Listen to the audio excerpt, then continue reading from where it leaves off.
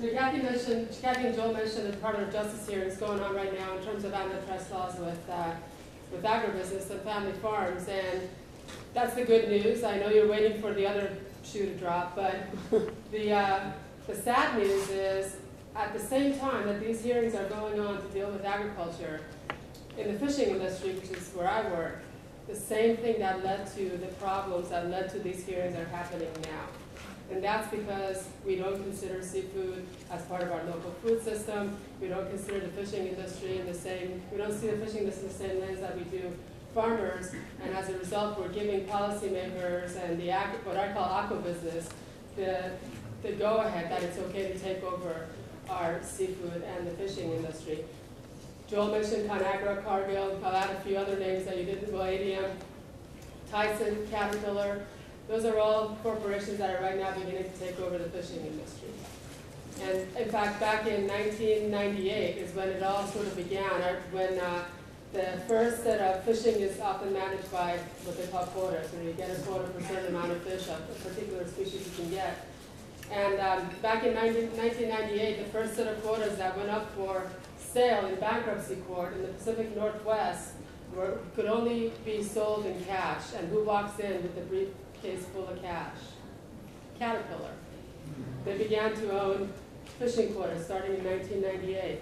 Unilever entered the fishery realm just a few years ago by buying into Gordon's of seafood. I happen to live in Gloucester, Massachusetts. That's where Gordon's is. Anybody who's seen the commercial for Gordon's, the most recent one, trust the Gordon's fishermen? Don't trust the Gordon's fishermen. Take my word for it. I'm a neighbor. But what's interesting is you have the commercial go on, and at the end, what are they advertising? 3 of the most destructive fisheries in the world. Farm shrimp, farm salmon, and tilapia.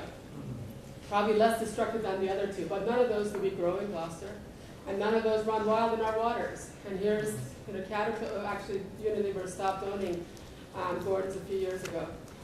And then another interesting player that came into the fold back in the 90s and left, and there are rumors that's coming back, is Tyson Seafood. When I heard news that Tyson was getting into the fishing business, I bought a share of Tyson just to keep track of them. And I remember the first annual report I got as a shareholder said, when they bought 5 factory trawlers. Factory trawlers are the equivalent of factory farmers. Factory farming, I should say. So the first annual report comes out, and it says on the front cover, we're not chicken anymore. And they went on to brag about how they're getting into the seafood business. It took them a few years. They weren't very good at it. They sold the 5 factory boats. They got out of fishing.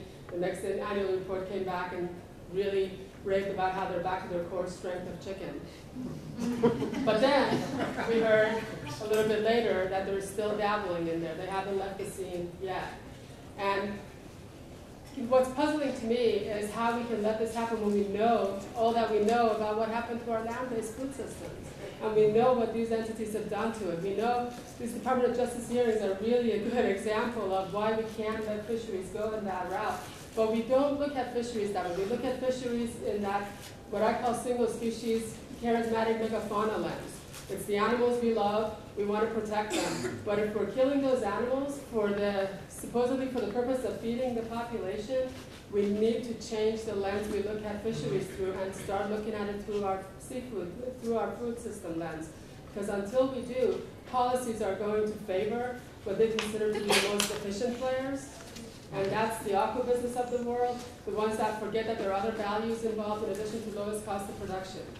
And until we do, we're going to continue losing the fishing industry. Right now, there are regulations in place that are pushing for the consolidation of the fishing industry, which I anticipate in 30 years we'll be having the Department of Justice hearing to find out what the ramifications of the current push for consolidation and industrialization is going to be on the fishing industry in 30 years. But why do we have to wait? One of the reasons why I passed this out is because one of the major barriers to where we feel the fisheries need to be is the market for seafood. The market for seafood is demanding, we were just talking a little bit ago, is demanding cheap seafood. But cheap at what cost is the question that I think we all ask about our land-based food system, and we need to ask about our sea-based food system. So we need to really think about the who, the how, the where. What the recommendations we have to shift the marketplace is to really ask the same questions and pay the same attention that you would to where your shrimp came from, Atlantic salmon that Gordon's advertising, you shouldn't even be eating it, it's an endangered species, all that stuff is farm food full of poison and pesticides and yield promoters and hormones and food coloring. All the stuff we're trying to avoid during events like this, they're pumping into our seafood. So really pay attention to it, because the market, we're learning about seafood, and I'm sure it's what we all learn about our land-based food, is what's pushing for the bad policies that we're currently fighting. And so we need the people who are concerned about the food system to ask the same questions about where the tomato came from, where the cheese came from, what's happened to the dairy farmer. We need to ask the same questions and demand the same changes with the food that's coming from the ocean. Because we're going to lose fishermen, and those are the ones that come with the history and the knowledge and the experience that can fight back against the Tyson and the caterpillars and the cargills. You know, they're not perfect, and I'm not suggesting that fishermen aren't killing fish. They are. But on this hand, I've got fishermen that I know, kind of community generational fishermen, that have been doing what they do for a number of decades, generations. And on the other hand, I've got Conagra and Cargill and Tyson and Caterpillar. We don't have perfection in this hand, but we know what we have in this hand. So for me, it's a no-brainer. And the cards that we passed out are our principles for what kind of choices we need to make when we buy seafood, so that together we can push those policies to stop the consolidation and the industrialization that's happening on the water, reverse what's been happening so far, and hopefully prevent 30 years from now having the Department of Justice hearings to talk about what went wrong 30 years ago to our marine-based food system. Thank you.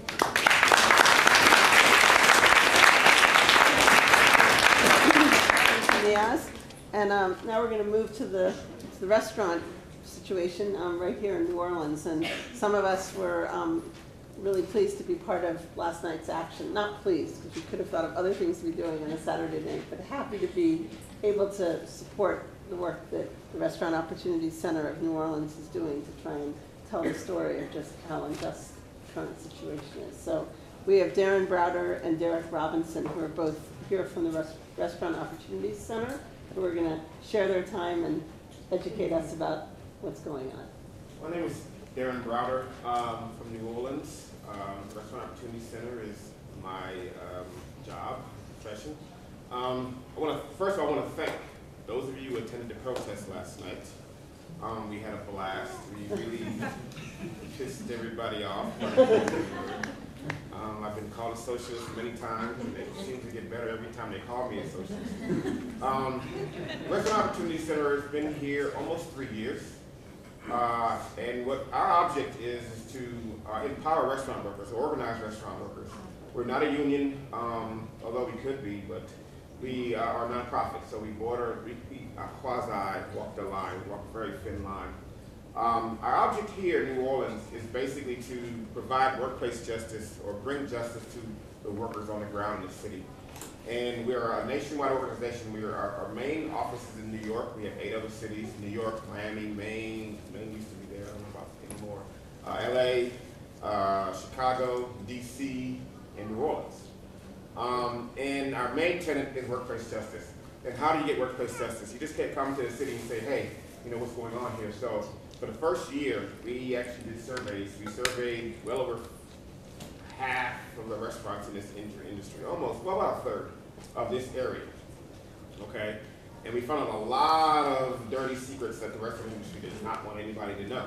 We've been called a bunch of kooks with 0 doctors on our report. And actually, the reports are free. I will have more. Some of them are left over here. And what we found out that almost 78% of the industry in this area steals wages in some form or fashion. Okay, that's really, really bad. It's really, really bad when we also found out that New Orleans is the lowest pay ratio for restaurant workers per position in a restaurant. Okay, so not only are you getting paid the least amount of money in America, they're also taking a lot of your money in wage theft. Okay, so how we process is that we do the survey, we find out the dirt, and then we train workers. Now, we train workers to be the best worker they could possibly be, okay? Meaning show up on time, do your job with a smile on your face. And we train them in bartending, skills. We try to improve their skills. You train them in front of the house jobs, like intro to serving if you haven't been served before. Fine dining server if you've been a server before, but you haven't done that fine dining serving. So we have 2 serving classes. But this is New Orleans, so the bartending class seems to pick up a lot of people. I cannot tell you how many people want the bartending class or any other class. And then we used to have a back-of-house class where we would teach gourmet cooking. But we found the kitchen was too small, and we have more people that want to take cooking because it's New Orleans again. So that's none of what we do that. But in that class, we not only teach you skills, we teach you workers' rights. We give you a tip seminar because if you don't know you're being robbed, you'll never know. And you'll never know, it doesn't make any sense to you. And Derek is a member. He's one of our oldest members. And he brought us our lawsuit we actually have. And so once we started teaching workers that their rights were being violated, we started getting complaints. Okay, we already knew that people were being, when we were doing the survey, this is the funny thing, when we were doing the survey, we were asking people how much they were making a week, you know, plus tips. And then we're doing the math, and I'm like, I'm sitting there doing the math in the street. I'm like, wait, we're making $1.35 an hour if I do the math right. You know, oh yeah, you know, well, I'm a tipped employee. So, I gotta go quick. Oh, I have my 2 minutes. Oh, okay, cool. So they were under the impression that they can be paid less than the regular minimum wage, which is true in an instance. However, tips make up the other half of that. But this person was making $1.35 if you do the math correctly.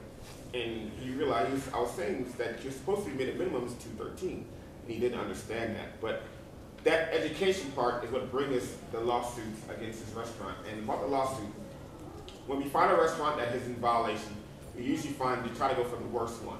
If you go to one that's bordering the line, the public oppression of us is that we're a bunch of socialists and kooks and communists. And you know, the restaurant industry here is gold. Nothing ever happens bad in the restaurant industry.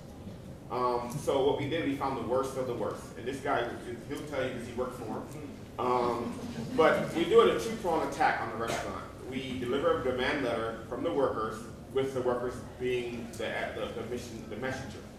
And we just go back for support. And we give them a certain amount of time to answer the allegations that we have in our demand letter.